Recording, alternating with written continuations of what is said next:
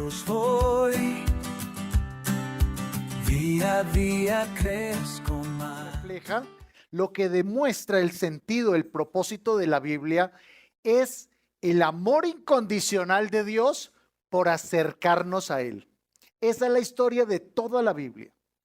El amor incondicional de Dios por acercarnos a Él, por traernos a Él.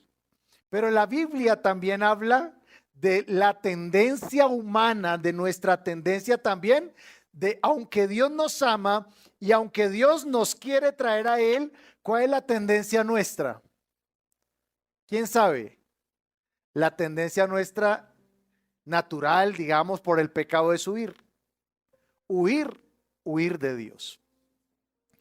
Y entonces cuando nosotros encontramos esa historia del amor de Dios y todo el significado del amor de Dios hacia nosotros, lo que Él ha hecho por nosotros, lo que Cristo hizo por nosotros en la cruz, que quiero explicar varias cosas esta mañana, varios significados de aquí, espero que el tiempo me sea suficiente. Nosotros podemos descubrir que el amor de Dios es un amor perfecto. Ya conmigo, perfecto. El amor de Dios es perfecto.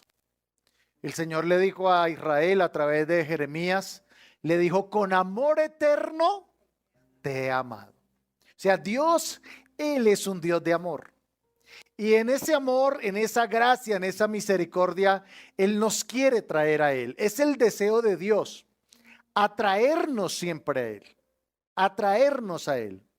Y resulta que en ese propósito de Dios de mostrar su amor, de traer su verdad a este mundo, el Señor escogió a una nación que fue la nación de Israel.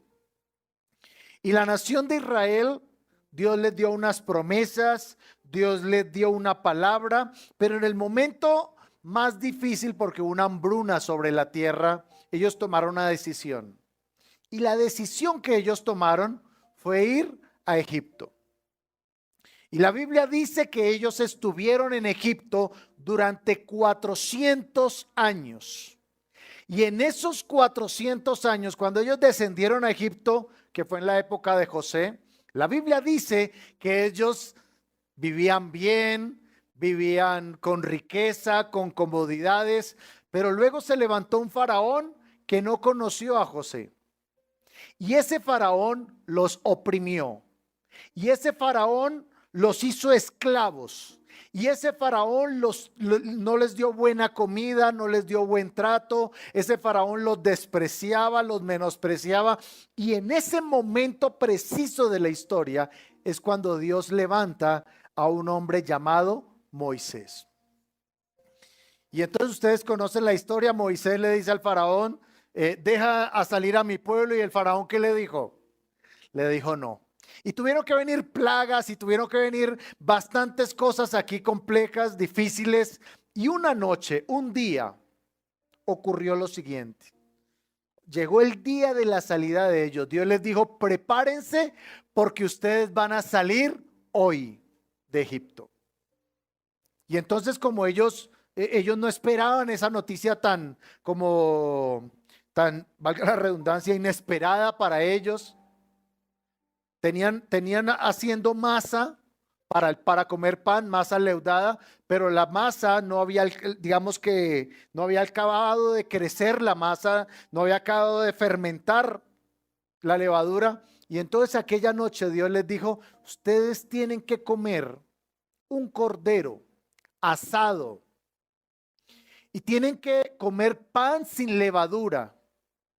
Y tienen que tomar de la sangre del cordero que ustedes van a preparar y poner esa sangre en los dinteles de sus puertas. Porque esta noche va a ser noche de liberación, va a ser noche de muerte y va a ser noche de protección. Noche de muerte ¿para quiénes? Para todos aquellos que no tuvieran sangre en sus puertas. Y esa fiesta que se conoce para nosotros como Pascua es la palabra hebrea Pesach, que significa pasar.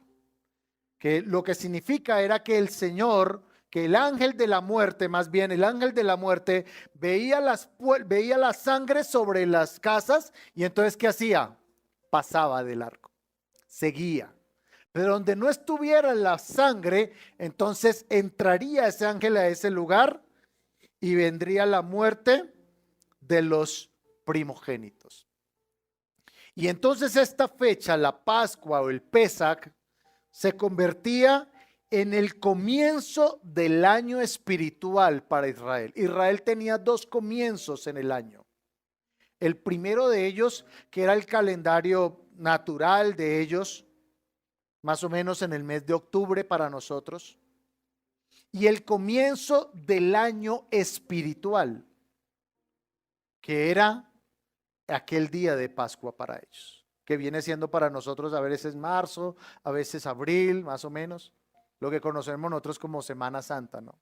Todo esto viene de allí. Y más o menos como sucede con su vida. Yo, no sé usted, pero yo tengo dos nacimientos, yo tengo dos cumpleaños en mi vida. El primero de ellos, el día que nací, el 12 de enero, pero el día de mi nuevo nacimiento, que fue el 4 de agosto, cuando decidí aceptar a Cristo en mi corazón. Y entonces esta fecha espiritual, esta Pascua, este Pesach, nos recuerda a nosotros la salida de Egipto. Y desde ahí viene la relación entre lo que es la vida cristiana y lo que es, o más bien, lo que fue la historia de Israel como nación y de lo que es la vida cristiana. Allí hay una relación. Entonces, ¿qué representa Egipto? ¿Qué representa el faraón? Egipto representa el mundo. El faraón representa a Satanás, que un día, ¿qué sucedió? Nos tenía nosotros esclavizados. Éramos esclavos del pecado, éramos esclavos de la maldición, éramos esclavos de la amargura, esclavos de los afanes y las pasiones de esta vida y de este mundo. Eso éramos nosotros, éramos esclavos. Pero el Padre Celestial, a través de la sangre de su Hijo Jesucristo, ¿qué produjo en nosotros? Produjo en nosotros liberación. Por eso el cordero que comieron los judíos aquella noche representa a Cristo, porque Cristo es el cordero de Dios.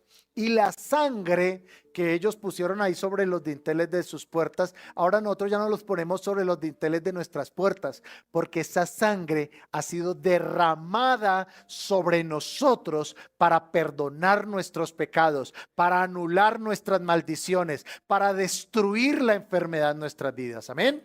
Por eso nosotros ya no celebramos la Pascua como lo celebraban los judíos, pero sí celebramos la Santa Cena. Porque en la Santa Cena lo que nosotros estamos recordando es ese nacimiento espiritual, que ya no somos lo que un día fuimos. Ahora, cuando usted revisa la historia de Israel en el libro de Deuteronomio, exactamente en el capítulo 17, Dios le dio una orden a Israel. Después de que los liberó de Egipto y ellos estaban ahí en el desierto con él, recibiendo maná y recibiendo bendición, Dios les dio una orden. Dios les dijo, nunca más regresen a Egipto. Esto fue una orden perenne del Señor. Les dijo, nunca más vuelvan a Egipto. Porque Egipto, ¿qué representa para nosotros? Representa oscuridad, representa muerte, representa todo lo que un día el Señor tuvo que romper en nosotros. Ahora, piense esto. ¿Fue fácil la salida de ellos de Egipto? ¿Fue fácil? Faraón no los quería liberar. El faraón no los quería liberar. Y tuvieron que venir milagros, prodigios, cosas terribles porque el faraón no quería que ellos se fueran. Y por eso Dios tuvo que librarlos con mano poderosa. Ahora, ¿ustedes creen que nuestra liberación del pecado de esa vida, de esa vieja vida, fue fácil? ¿Usted cree que el diablo lo quería liberar, lo quería soltar? Por eso Cristo tuvo que venir a este mundo y morir en una cruz por nosotros como el Cordero, para que nosotros fuéramos libres. Ahora, ¿sabe qué es lo precioso de esta liberación del pueblo de Israel cuando salió de Egipto? La Biblia dice que cuando ellos aquella noche, después de que comieron la Pascua, cuando pasó el ángel, que murieron todos los primogénitos, los egipcios dijeron, ¿sabe qué? Váyanse, queremos que se vayan. Y entonces los judíos dicen, bueno, si usted me quiere que me vaya, deme alhajas, deme. Y dice que los egipcios empezaron a darle todas las riquezas de ellos a Israel. Los que eran esclavos, menospreciados, miserables, ¿cómo salieron de ahí?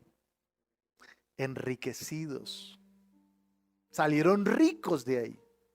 ¿Sabe también qué dice la escritura en el Salmo 105? Que aquella noche toda enfermedad fue sanada en ellos, dice la Biblia. Que no hubo enfermo en medio de ellos, el que estaba cojo en el camino fue sanado. Que aquella noche fue noche de sanidad, fue noche de liberación.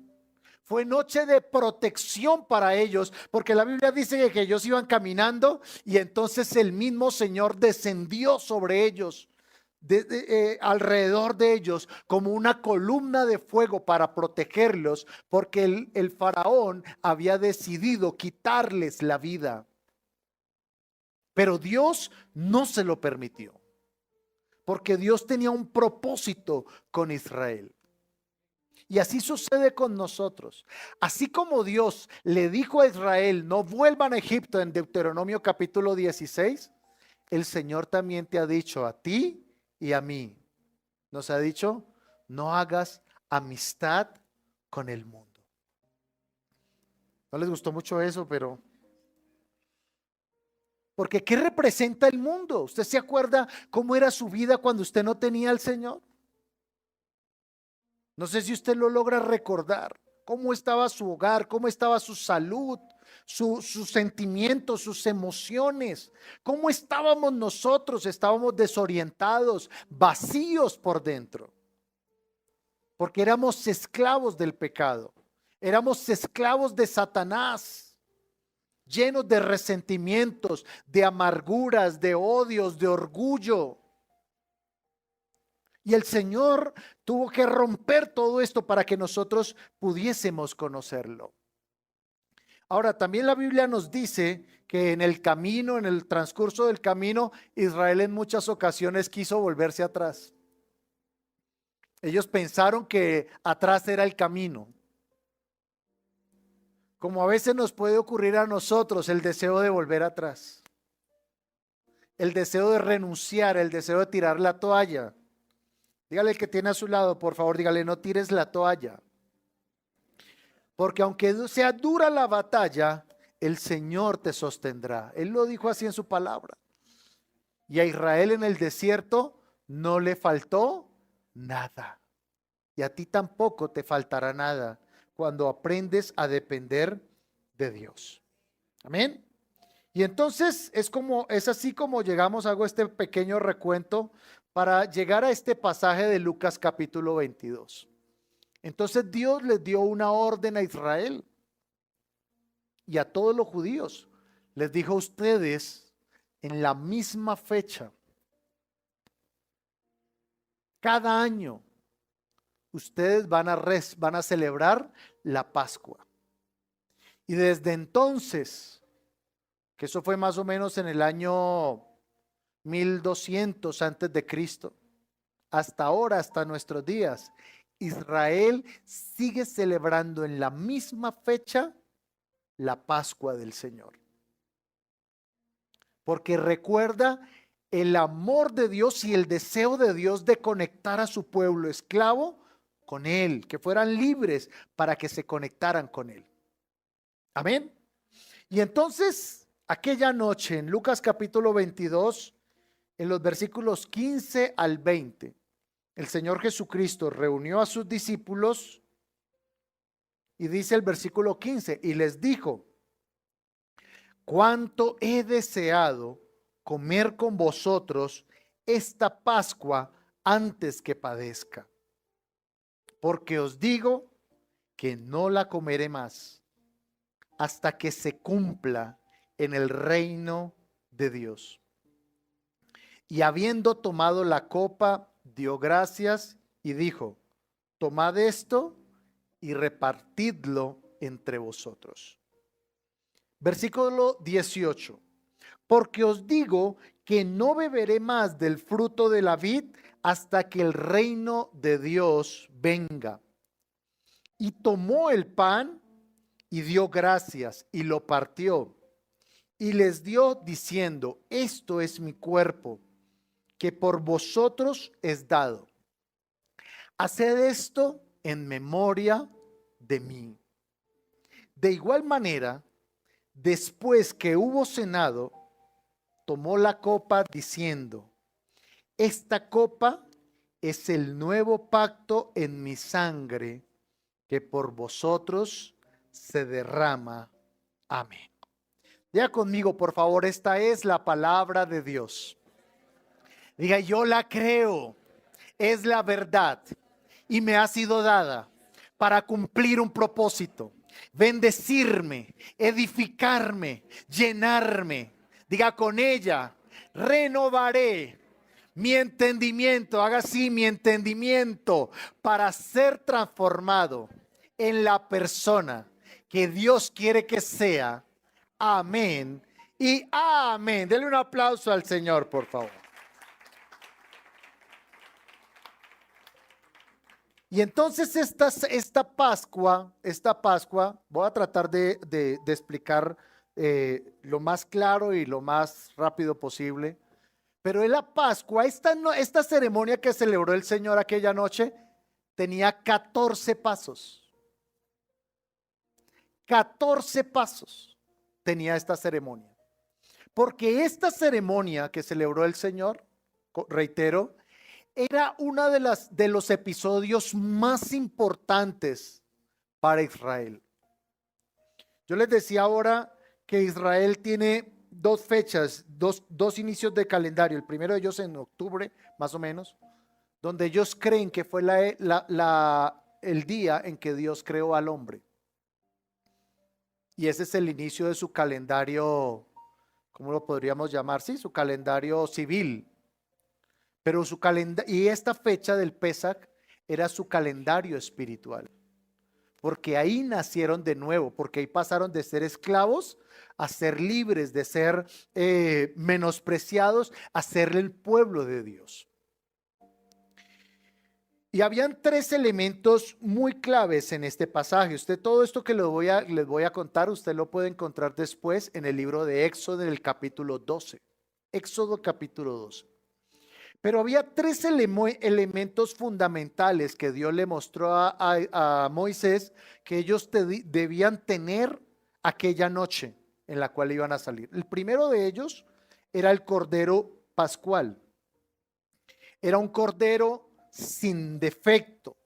Es decir, no podía ser cojo ni tuerto, sino que tenía que ser un cordero perfecto.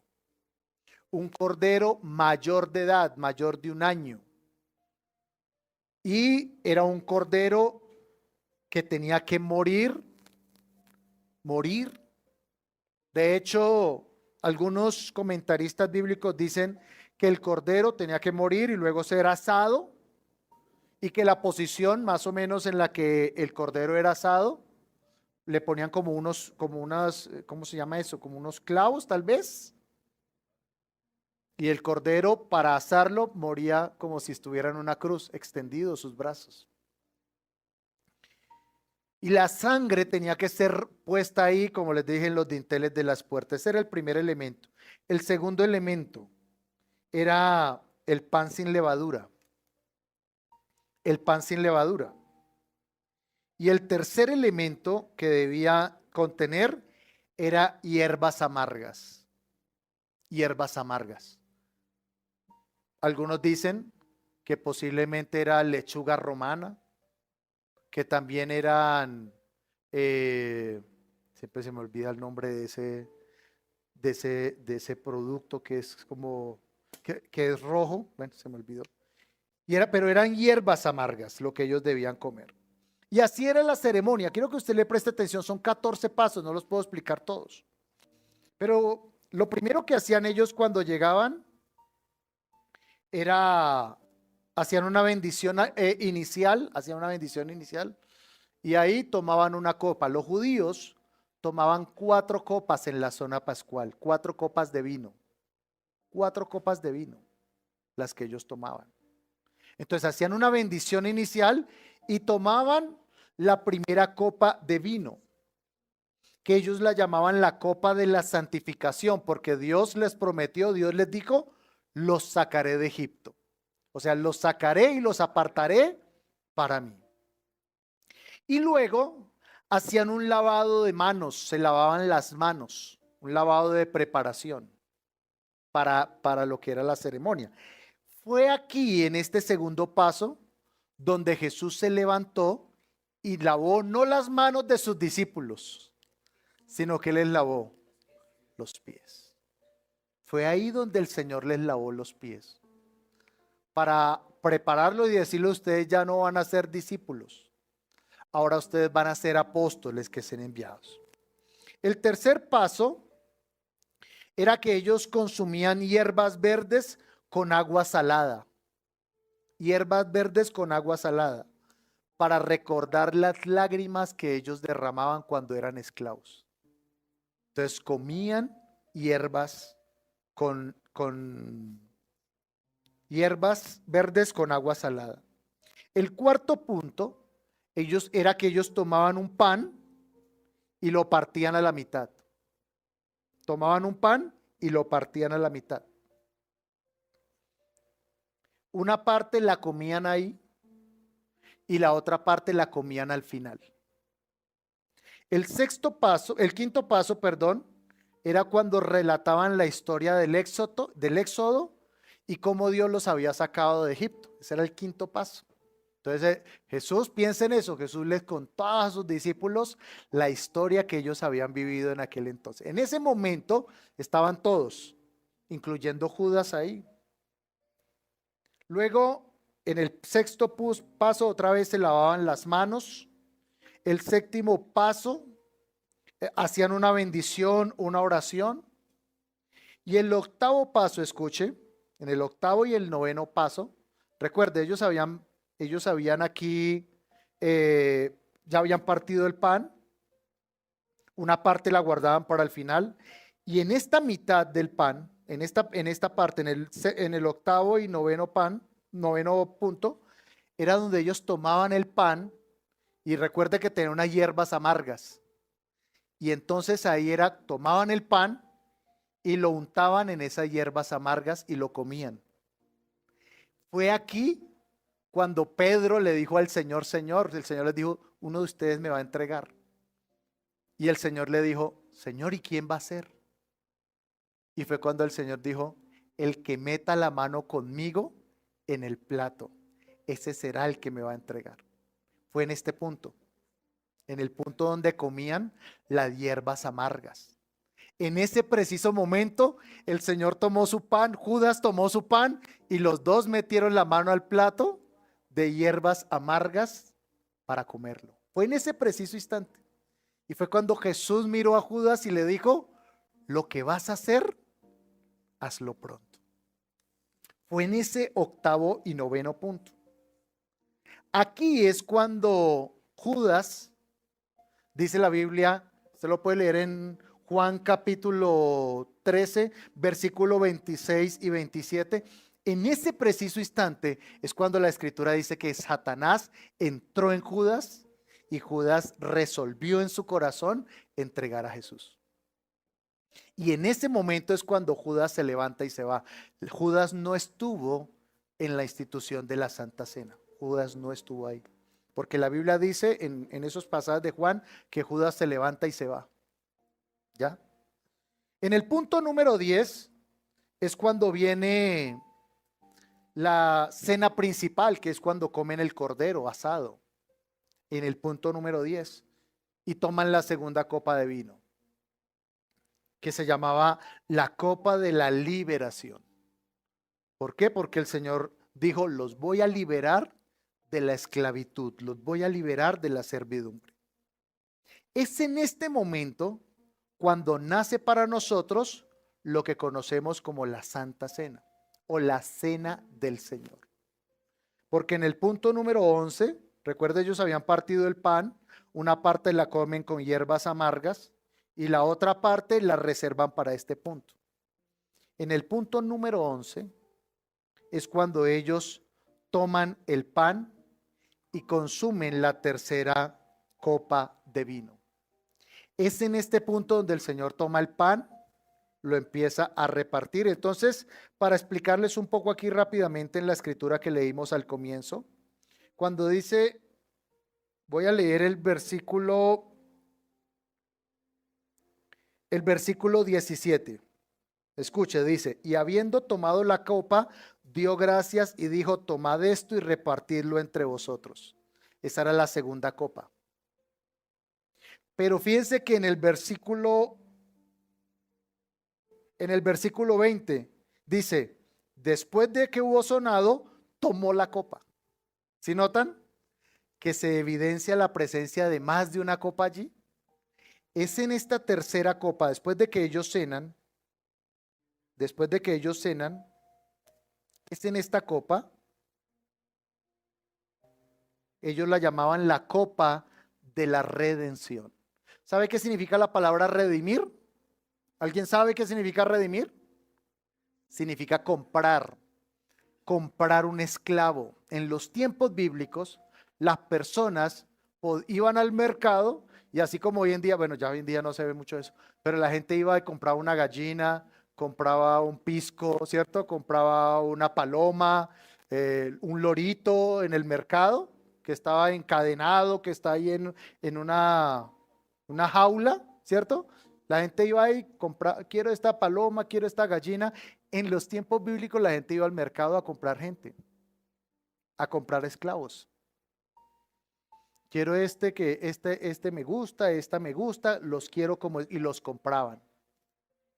Y esto es lo que significa la palabra redimir. Que el Señor nos vio a nosotros, esclavos de Satanás, esclavos de la enfermedad, bajo la maldición. ¿Y qué dijo el Señor? Dijo, yo los compro. Pero yo los compro ¿con qué? ¿Con dinero? Con su propia sangre nos compró. Y entonces es aquí en este versículo donde en esta tercera copa, la copa de la redención, donde el Señor en el versículo que estamos leyendo, versículo 20, entonces vamos para ubicarnos. En este punto fue cuando él tomó, dice versículo 19, tomó el pan, dio gracias y lo partió diciendo, esto es mi cuerpo que por vosotros es dado. Fue aquí. Tomas el pan, lo repartes y dice, este es mi cuerpo que es entregado por ustedes. Y seguidamente, versículo 20, toma la copa, la tercera copa y dice, esta copa es el nuevo pacto en mi sangre que por vosotros se derrama. Ahora, estamos en el punto número 13.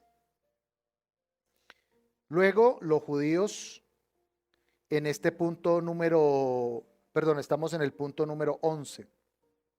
Luego hacían una oración de acción de gracias y en el versículo 13, el punto número 13, cantaban unos salmos. Cantaban los salmos del Salmo 113 al Salmo 118. Y en este punto es donde el Evangelio de Juan dice, y habiendo cantado el himno, salieron. Cantaron, ¿cuál himno cantaron? Salmo 113 al Salmo 118.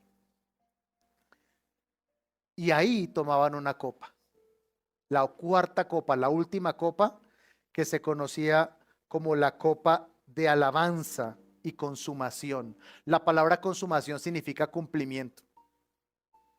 Cumplimiento, que indicaba que todo lo que Dios había prometido se había cumplido. ¿Sabe qué es lo interesante? Por eso se conoce a veces como la última cena, que en esta última cena Jesús no tomó la cuarta copa. El Señor no tomó la última copa. ¿Y por qué no tomó la última copa? Versículo 18 dice, porque os digo que no beberé más del fruto de la vid hasta que el reino de Dios venga. O sea, él dijo, no beberé esta copa, toma la tercera copa, la copa de la redención, y dice, no volveré a tomar y a beber esta copa hasta que todo se haya cumplido, hasta que todo se haya consumado. Por eso, cuando nosotros en el libro de Corintios, en el capítulo 11, cuando dice que cuando nosotros comemos este pan y bebemos esta copa, la muerte del Señor anunciamos, dice, hasta que Él venga, hasta que todo se haya consumado, hasta que todo se haya cumplido. Por eso les decía al comienzo que esta Santa Cena es muy significativa para nosotros. La Santa Cena es algo muy significativo para nosotros. Hay dos cosas, digamos que la tradición lo ha llamado sacramentos, que fueron los únicos que el Señor ordenó. Solo dos de los sacramentos fueron ordenados directamente por el Señor. El primero de ellos, el bautismo. El bautismo es una ordenanza del Señor. ¿Sabe qué significa cuando alguien se bautiza? Cuando alguien se bautiza, lo que está diciendo es, el viejo hombre, ese hombre lleno de pecado, bajo maldición, desgraciado, inmundo, ese viejo hombre murió. Cuando alguien se bautiza, hace tres movimientos, los tres movimientos del Señor. Desciende al agua, ¿cierto? Luego se sumerge en el agua que representa una sepultura.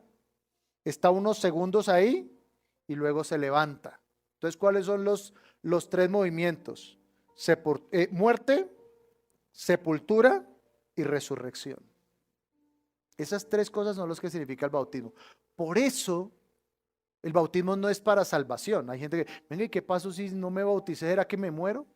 Entonces, no, usted va a quedar en el limbo ahí como un fantasma. No, eso no es verdad. Pero el bautismo es un acto de obediencia. Diga conmigo, obediencia. Es un acto de obediencia. Y la obediencia trae bendición a tu vida. ¿Cuántos dicen amén? Esa fue la primera ordenanza del Señor, el bautismo. Y la segunda ordenanza del Señor fue la Santa Cena. Porque Él dijo, hagan esto en memoria de mí. Por eso cuando celebramos la cena recordamos lo que Él hizo por nosotros en la cruz. Y anunciamos que estamos esperando tomar esa cuarta copa en la eternidad con Él. Esa es la fe del cristiano. Por eso nosotros hasta abordamos la muerte desde una perspectiva diferente. Nosotros tenemos fe para vivir, pero también tenemos fe para morir. Porque la gente del mundo es la que cree, no, usted se murió y ahí acabó todo. Ahí quedó todo. Pero nosotros creemos que cuando morimos tendremos un encuentro con Él. Amén. Y por eso nos santificamos. Por eso nosotros caminamos con Dios en nuestra vida. Por eso nosotros tomamos la determinación de decir voy a caminar con el Señor porque el Señor es mi pastor y yo no quiero nada con el mundo. Eso es lo que es la vida cristiana. La vida cristiana no es, no, yo me porto bien. No, la vida cristiana no es que usted se porte bien. La vida cristiana es que nosotros vivamos para Dios. Por eso dice el apóstol Pablo, dice, y si vivimos, para el Señor vivimos, y si morimos, para el Señor morimos. Por eso dice el mismo apóstol en el mismo pasaje, por eso procuramos, seamos presentes o ausentes, hablando de que estemos vivos o que estemos muertos, procuramos serle agradables. Dígale que tiene a su lado, debes procurar ser agradable al Señor. Procurar ser agradable. Entonces, ¿qué representa, como lo hemos hablado en muchas ocasiones, qué representa el pan? Representa el cuerpo de Cristo. Nosotros ya no comemos un cordero, ¿no? Nosotros, aunque deberíamos hacer un día de estos algo así, pero nosotros no comemos el cordero ya. Pero el pan nos recuerda a Cristo. Nos recuerda el cuerpo de Cristo sin pecado, perfecto, que fue entregado por nosotros en la cruz. ¿Y qué nos recuerda el vino? Su sangre, la sangre que fue derramada en la cruz por el nuevo pacto. Por esa sangre fuimos comprados. Porque aunque el diablo quiera reclamarnos a nosotros, el diablo ya nos perdió porque el Señor nos compró con su propia sangre. Él nos compró con su propia sangre para hacernos libres. Libres del poder del pecado, libres del poder de la muerte, libres de la maldición, libres de la enfermedad. Nosotros somos libres por la sangre de Jesús. Por eso la Biblia dice que así como el ángel de la muerte cuando veía la sangre no podía entrar ahí a tocar a los primogénitos de Israel, así por eso el diablo no te puede tocar. Porque estamos bajo la sangre del Cordero. Estamos bajo la sangre. Y hay una determinación tremenda en uno de los salmos donde el Señor le dijo a Satanás, le dijo, no toques a mis ungidos. Así le dijo el Señor a Satanás, no toques a mis ungidos. Por eso Satanás no te puede tocar. Por eso el enemigo no puede tocarnos. Pastor, y entonces ¿por qué el diablo tocó a Job? Porque Job no estaba bajo la sangre de Jesús. Pero nosotros sí estamos bajo la sangre de Jesús. Ahora, fuimos libres no para vivir nuestras propias vidas. Fuimos hechos libres para vivir para Dios. Amén. Entonces quiero invitar al equipo, por favor, a los chicos para que vamos a orar, vamos a adorar, vamos a tener nuestro tiempo de Santa Cena. Y mientras nos vamos preparando, quiero que recordemos esto. La cena del Señor es una continuación de la Pascua, pero con un significado centrado en Jesús, centrado en el Señor Jesucristo. Quiero que escuche esta escritura. Primera de Corintios, capítulo 5, versículo 7. Primera de Corintios, capítulo 5, versículo 7. Dice, limpiaos pues de la vieja levadura. ¿Sabe con qué está asociada la levadura en la Biblia? Con el pecado. La levadura en la Biblia está asociada con el pecado. Por eso la Biblia dice que debemos ser panes sin levadura. Dice, para que seáis nueva, dice, limpiaos pues de la vieja levadura, para que seáis nueva masa, sin levadura como sois, porque Cristo, nuestra Pascua, que es Cristo, ya fue sacrificada por nosotros. Amén. Así que cada uno de nosotros debe examinar su corazón y sacar de allí toda levadura. Reitero, ¿qué es la levadura? Está asociada con el pecado, con la maldad, está asociada con malas intenciones, malos pensamientos, malos deseos. Eso es la levadura. Y dice, nosotros debemos presentarnos como panes sin levadura, libres de malicia. ¿Hay algún malicioso aquí? No, ninguno, ¿cierto? Todos limpios con la sangre del Señor, libres de malicia, libres de malos pensamientos, de malos deseos. Porque esos pensamientos, esos sentimientos, esos deseos son los que quieren que nosotros a veces querramos volver atrás. Que nosotros sintamos el deseo de volver a Egipto. Pero en Egipto no hay libertad. En Egipto no hay libertad. Yo recuerdo aquel canto un poquito viejito que decía: en Egipto esclavo fui, sí, sí, oh sí. Viejito. Pero después dice usted, hay más de un juvenil, no dice pastor esa canción, pero es cuando después dice: libre, tú me hiciste libre, tú me hiciste libre. Ah, esa sí me la conozco, es la misma. Así que no son tan juveniles como algunos lo pensaban, ¿no? Pero fuimos libres del poder del pecado. Nosotros tenemos un llamado a vivir para Dios, avanzar en el camino de la fe y no volver atrás. Ese es nuestro llamado, ese es el propósito de nuestra vida, avanzar y no volver atrás. El Señor nunca dijo en su palabra que caminar con Él sería estar libre de aflicciones, sería estar libre de dificultades. Nunca lo dijo el Señor. Al contrario, el Señor dijo allí en este pasaje en Juan, usted puede leer Juan capítulo 13 al capítulo 17. Y todo eso relata lo que ocurrió en aquella ceremonia de la Santa Cena. Y el Señor en ese pasaje, en una de esas escrituras, le dijo a sus discípulos: en el mundo tendrás aflicción. Les dijo: en el mundo tendrás aflicción. Porque Satanás, que es el príncipe de este mundo, él no querrá hacernos a nosotros las cosas fáciles.